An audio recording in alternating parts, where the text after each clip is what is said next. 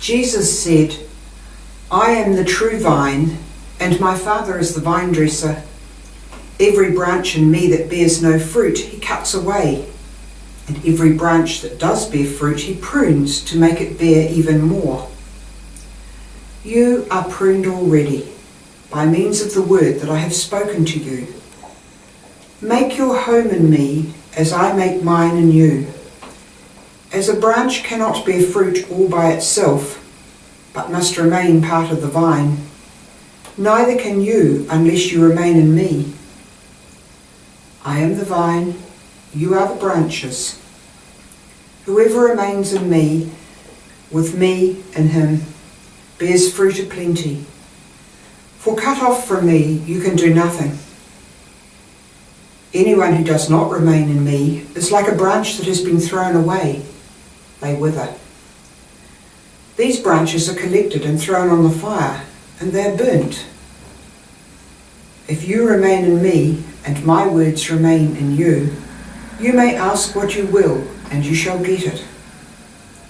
It is to the glory of my Father that you should bear much fruit, and then you will be my disciples." So putting this reading from John's Gospel into context, this was the night before Jesus was going to die, and he's talking to his 12 disciples, or apostles as we call them. The branch that bears much fruit might be the 11 apostles that maintained their faith in him. The one that was cut away and thrown on the fire, maybe that was Judas. But if we think about the image of a vine is planted. The root is in the ground, it's hidden, but it's where all source of nourishment comes from. The trunk or the stem grows up, and gradually the branches come out. But the branches need lots of good support. They need to be tied to a trellis or staked or somehow kept on poles with wires. And in a way, we're like that. Jesus is like the root, or God is like the root. Jesus is like the stem that grows up and encourages us to be the branches. But we need some supporting. And maybe we do that for one another, and maybe the church does it for us. But we're all in this endeavour together.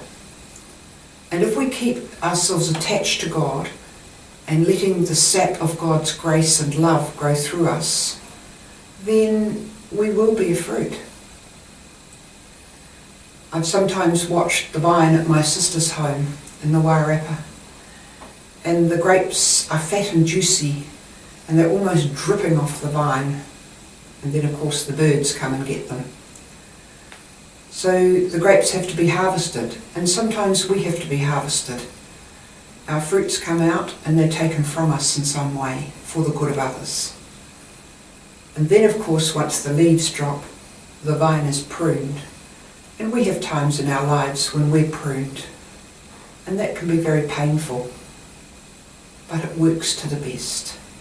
Let's have faith in God and faith in Jesus, that he is the vine and we are his branches.